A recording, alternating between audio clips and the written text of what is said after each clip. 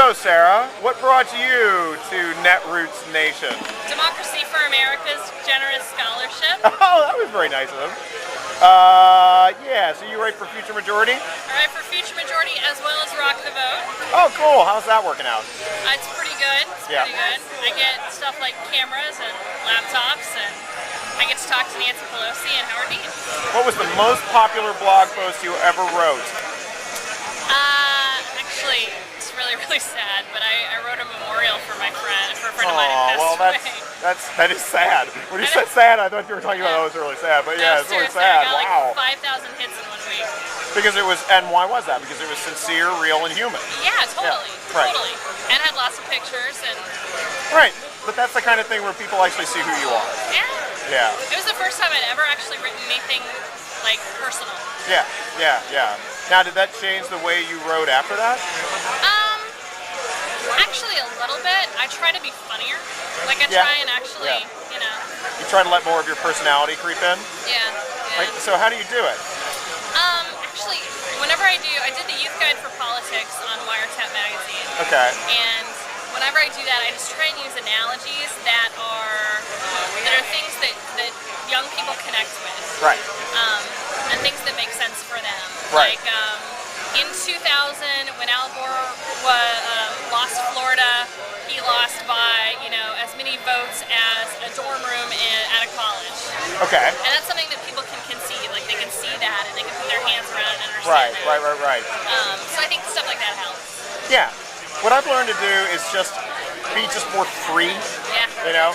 And try to break out of the cliches. Because I think that when you start to write, it's so easy to just say the things you've heard, Yeah.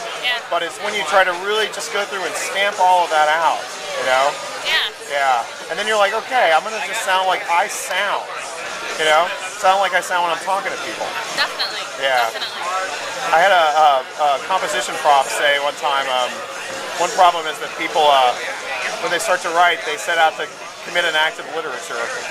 Oh, so now we being should film filmed. each other. All right, that sounds good. We'll have a dual interview running here. So. It's interesting, actually, because I was an English major. Yeah. So you get in that mood of writing a particular way, and it's been fun to kind of make that transition from, being writing for academia and writing for real people. Yeah, definitely. So, and I prefer it. I mean, and then too, journalism style versus blog style is way more fun. Yeah, although, I have to say, I write like an essayist, Really? Yeah, oh, absolutely. I think of them as essays. They have a beginning, they have a middle, well, definitely. and then they've got to have a zinger at the end. They've got to nail it.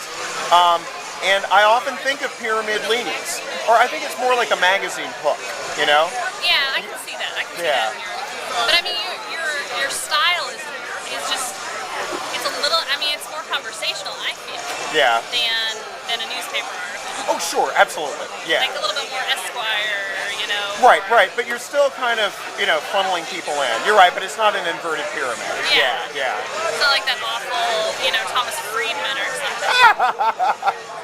I like to talk shit about Thomas Friedman because the Generation Q article. Any sensible person does. I know. We're going to get so busted for this. By the way, I'll have you know, you are the first interview on E.politics right now. Really? Yeah. Can I just say how much I love E.politics? All right. No sucking up on camera. Your online politics 101 guide, I emailed to everyone. Ladies and gentlemen, she was not paid to say these things. I'm serious. I really did. Like, everybody in campaigns that I know. Well, thanks. I appreciate it. I'm not bullshitting. I completely, every time I hear that, it's like, thank you so much. Well, I feel like a lot of campaigns, especially in the middle of the country, totally don't get it. Right. They're not there yet. And they know that these tools are out there, but they don't understand how to utilize them. Right. And then actually utilize them in an effective way that communicates in a way that the users are used to, or that works for them. So it is both a different way of thinking, and also it's a set of tools that they're just not used to using. Yeah. So I think it's two different. Well, it's not just two, but it's several different kinds of challenges. And once you've used the stuff for a while, it becomes so intuitive you forget how much of a problem it really can be for people.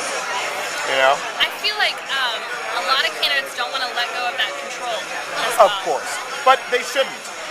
You know, I mean, it's an ideological point. I know the guys over at Personal Democracy Forum, Mika, those guys, a lot of the social media advocates are very big on candidates surrendering control. I don't think you're ever going to see political candidates completely surrender control because they have to win elections. Right. No, Now, surrendering some control, right. yeah. If you're going to let people go out and make your case for you, you have to surrender some control. Right. Definitely. And I mean, I feel like a lot of candidates won't use social networking, or they won't network with blogs or that kind of thing because they don't want to let go of control of their message or their distribution or their list or whatever. And they're at a huge disadvantage because we're getting to a point now where Republicans are waking up and they're starting to understand that. And there are a lot of smart Republicans out there. Right. And David All, as much as I love to make fun of him, David All, if you're watching, she loves to make fun of you. I do. I totally love to talk shit. What was the blog that he did, the tech blog with the elephant that was kind of grungy looking? I totally dissed on him. Oh, now. I'm not going to turn this into diss on David All. I totally dissed on his logo because I was like, OMG, David All. That's such an old school 1990s logo. Remember that old IBM commercial? We can make the logo spin or we can make it flame. Yes. And secretly I'm like, God damn it, he's figuring it out. Yeah. Well, that's the thing. Knowledge doesn't care who uses it. The tools don't care who use it. That's something that a lot of progressives, a lot of liberal Democrats, whatever, have gotten this idea that they're naturally in charge of the web. And, the tools are open to everyone. The Ron Paul people certainly showed that. Yes. And of all people to use online. Just one second, excuse me. My colleague, El Chupacabra, is leaving us for the moment. We'll watch his beer. Watch the beer. Absolutely. Watch the beer. But yeah, of all people who were able to take online activism and turn it to offline, in an effective way, it was Ron Paul. I think he did a really great job. Or his people, or his supporters did. And he was smart enough to recognize, exactly, to see a good thing. But it's much easier for insurgents to do that than the establishment. Definitely. Yeah. Definitely. Anyway, well, would you like to tell the nice people who you are? I'm Sarah Burris. Who do you write for again? I write for Future Majority and Rock the Vote. Well, thank you so much. Terrace Fist Bump. Terrace Fist Bump, baby.